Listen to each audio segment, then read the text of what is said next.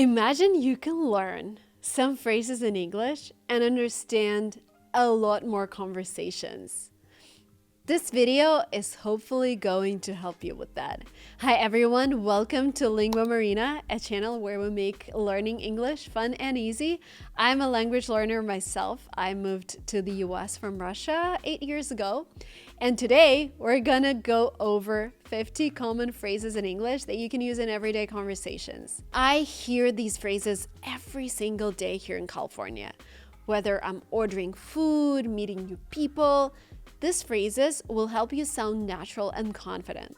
So grab a notebook, let's get started. And I want you to write down in comments below how many words you actually knew. And if there were some words and phrases that were brand new for you, write them down in the comments below because this will help you practice them one extra time. Let's begin with greetings and small talk, phrases you'll use when meeting people or starting a conversation. Americans always say, "How's it going?" It's a casual way of asking how someone is. "Hey, how's it going?" "Not bad, thanks. How about you?" "What's up?" Instead of "how are you," you can use an informal attention. You wouldn't really say it to a professor. For example, "Hey, what's up?" "Not much, you?" "Not so great." When someone says, "I'm not doing so great," they're expressing that they've experiencing difficulties or feeling unwell. "How are things?" "Not so great, really. Could be better." "It could be better" means that something, or things in general, is not as good as it could be. It usually indicates a wish or a hope that there will be an improvement. "How's life treating you?" Another great phrase to remember. "Could be better." Can't complain. Can't complain. This phrase means there's nothing really wrong. "How's life?" Can't complain. Another cool phrase, long time no see. Say this when you haven't seen someone in a while. "Wow, long time no see. How have you been?" "Pretty good, thanks. How was your weekend?" Hey, long time no see. How was your weekend? Ask this on a Monday to show interest in someone's life. How was your weekend? Did you go anywhere fun? If you see your friends after their vacation, you can ask, "How was your vacation? How's your trip? What have you been up to lately?" What have you been up to? If somebody asks, "What have you been up to?" they're asking what you've been doing since the two of you last spoke. What have you been up to lately? "Oh, I've just been working." Beautiful weather, isn't it? It's a very common way to start a conversation with a sentence about the weather. "Great day, isn't it? Perfect for a walk." By the way, I have a whole video on top phrases for great small talk. Now let's move on to saying goodbye. One of the most common phrases here is "see you later." It's very common to say "see you" or "see you later" instead of "goodbye." It's used if you plan to see the person again. For example, "Bye for now, see you later." If you talk on the phone, you can just say "talk to you later." See you later. See you later. Another cool phrase is "catch you later." Catch you later is similar to "see you later." When you say it, you mean to see or talk to someone at a later time. "I'm heading out. Catch you later." Take care is another great phrase. It's a warm, polite, and sincere form of saying goodbye. If you say "take care," that's a way of showing that you care about the person. "I'll see you later. Take care." Goodbye, take care, bye-bye then. Have a nice day. This is so common and it's a universal way to wish someone a good day. You can also say "have a great day," "have a lovely day," or "have a good one." Thanks for stopping by. Have a great day. Have a nice day. A phrase that I really like sounds like "I should get going." Say "I should get going" or "I've got to get going" when you're ready to leave somewhere. I should get going. And what I really like about the Americans, they're not really gonna stop you. They're very understanding. For example, if I leave parties in Russia, I'd be like, no, stay, you should stay. But in America, especially when we're meeting with moms, I'm like, I gotta get going, put my kids to bed, and they're super understanding. It was nice seeing you. That's a polite way to end a meeting or leave a party. It was nice seeing you. Let's stay in touch. We've already covered 15 essential phrases and there are 35 more waiting for you. Keep watching because the key to mastering English is simple. You don't give up, and you never stop. It's been 30 years for me. I know learning English takes time, patience, and motivation. That's why we've created the 7-week from intermediate to advanced course. It's designed to make regular practice easy, effective, and fun.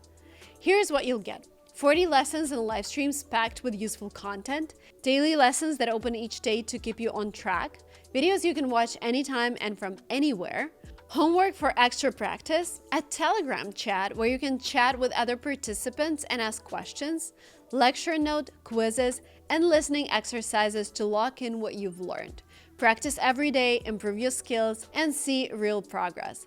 Don't miss out. Join now and let's make learning English fun and efficient. The link is down below. Sometimes you need to ask for clarification or help in English. These phrases will come in handy. Could you please help me? This is a polite way to ask for assistance. Could you please help me with this problem? Could you do me a favor? If you say, could you do me a favor, you're asking someone to do a kind action to help you. You can also say, can you do me a favor? But it's a bit more informal than using could. Could you do me a favor and pick up my kids from daycare? Could you repeat that? Use this phrase to ask someone to repeat something. Could you repeat that? I did not hear you. I'm sorry, could you repeat that? Another phrase that is really useful for non-English native speakers. I'm sorry, I didn't catch that. It's a polite way to indicate that you didn't understand something. I'm sorry, I didn't catch that. Could you say it again? Another phrase, super useful. Could you speak more slowly? This phrase is helpful when someone is speaking too fast. Could you speak more slowly? I'm still learning English. Something that I still say these days, what does word or phrase mean? Because as I keep saying on this channel, Americans use so many idioms, or sometimes they use references to movies or cartoons that I never watched, or if I watched them, I forgot them. They have so many references to pop culture, and that's why as an English language learner, I don't get everything, and I just ask them. You said serendipity. What does that mean? How do you spell that? You ask this if you need to know how to write a word. So for example, how do you spell your name? M-A-R-I-N-A, that's my name. I'm not sure I understand. Politely indicate your confusion with this phrase. I'm not sure I understand. Can you explain it differently? I'm not sure I understand. Another cool phrase is, I don't get it. It means you can't understand something. Can you explain it again? I don't get it. You can also ask for clarification by asking for an example. Can you give me an example of how to use this word? Asking for preferences and opinions is a great way to learn more about others and keep the conversation flowing. Here are some phrases that you can use. What do you think about the elections? Use this phrase to ask someone's opinion. I don't know if you should ask about the elections though. You can also say, do you prefer option A or option B? This is a good way to learn about someone's preferences. Do you prefer tea or coffee? How do you feel about living in the US? Use this phrase to find how someone feels about something. How do you feel about life here? Another great way to ask for someone's opinion is, would you rather go back to your country or stay in the US? Ask this question to offer 2 options and see which one they like more. The next phrase, do you mind if I? That's a polite way of asking, can I? Do you mind if I open the window? It's too hot in here. Do you mind if I? If you say, do you mind doing something, you're asking someone politely to do something. Would you mind is even more polite and more common. Would you mind opening the window, please? Do you mind turning down the volume a little bit, please? I'm trying to record here. Sharing your thoughts and feelings is key to connecting with others. Here are some useful phrases. I think it's great. Use this phrase to express a positive opinion. I think it's great that you're learning a new language. You can also say, that's lit or that's sick, but this is more informal, and these phrases are kind of cool. If you want to sound cool, if you're interacting with teenagers, you can say, that's sick. Oh my God, that's sick. Your outfit is sick.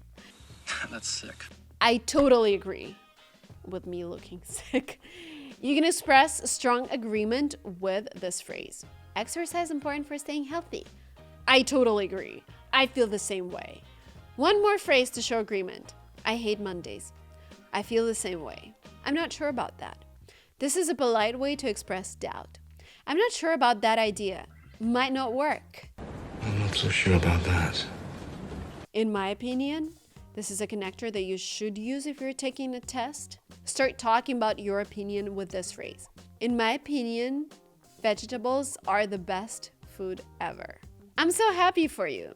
Congratulate someone using this phrase. And by the way, when someone has a birthday, you say happy birthday, not congratulations. Because congratulations, you say this phrase when somebody achieved something or something happened to them. Like they graduated from a university, they got married. This is when you say congratulations. So when somebody says, I just got a promotion, what would you say? Happy promotion? No. You will say, congratulations. I'm so happy for you. That's so kind of you. Use this phrase to show appreciation for someone's thoughtfulness. I brought this coffee. Oh, that's so kind of you. That sounds amazing. Use this phrase to show excitement. We're going to Dubai next week. That sounds amazing. That sounds amazing. It's not my thing. This phrase will help you politely express your dislike. Do you like horror movies? It's not my thing. It's up to you. Use this phrase to tell a person that they're the one to make a decision. Should we eat out or cook at home? It's up to you. It's up to you. Being polite is important in any language. Let's go over ways to apologize and show gratitude. I'm sorry. This is a universal phrase to apologize for something you've done wrong. You ask for forgiveness. I'm sorry that I forgot about your birthday. Oh, I'm sorry, I didn't mean to do that. My apologies. This is a formal way. My apologies for the mistake in the email. My apologies. Another phrase to remember is excuse me. This is a phrase we use to get somebody's attention. We don't use it when we're sorry. But if you want to get someone's attention, excuse me, where's the bathroom? Excuse me, where's the bathroom? Pardon me. A polite way to ask someone to repeat something or excuse yourself. Pardon me, I didn't hear that. Another great phrase, sorry to bother you. Imagine that you need to politely ask for a favor, ask someone to do something or to give you some information or interrupt somebody. That's exactly when you need this phrase. Sorry to bother you. I'm sorry to bother you, but could you help me lift this suitcase? I have a whole story on like lifting suitcases. I'm lifting them myself now. Again, when I came to the US for the first time, and I came from Russia where men are so helpful all the time. They would lift my suitcases all the time. I don't even need to ask anyone. Here in the US, I was like I started lifting my suitcase and I was expecting some guy to just rush and help me, and never happened, maybe once. So now, if the suitcase is heavy and I see someone's willing to help, I ask them. But some people would argue that it's very impolite. You are responsible for your own luggage. But what about being a gentleman? I always help people if I can. Open the door or hold the door. Even with a suitcase, if I see an older person and they need a hand, I'm happy to help. Anyways, thank you so much. You show gratitude with this phrase, very common. Thank you so much for lifting my suitcase. I really appreciate it. I really appreciate it is another cool phrase to express gratitude. I really appreciate it. You're very strong. And my suitcase is really heavy. No problem. Say this to let someone know their request was not an inconvenience. Thank you for holding the door. No problem. No problem. No problem. Anytime. Use this to say you're happy to help. Thanks for picking me up. Anytime. You're welcome. Respond to thanks with this polite phrase. For example, thanks for the advice. You're welcome. And there you have it. 50 common English phrases that will help you sound more natural and confident when speaking. Practice these phrases and you'll be ready for all kinds of conversations. Don't forget to like, share, and subscribe for more tips on learning English. See you next time. Bye.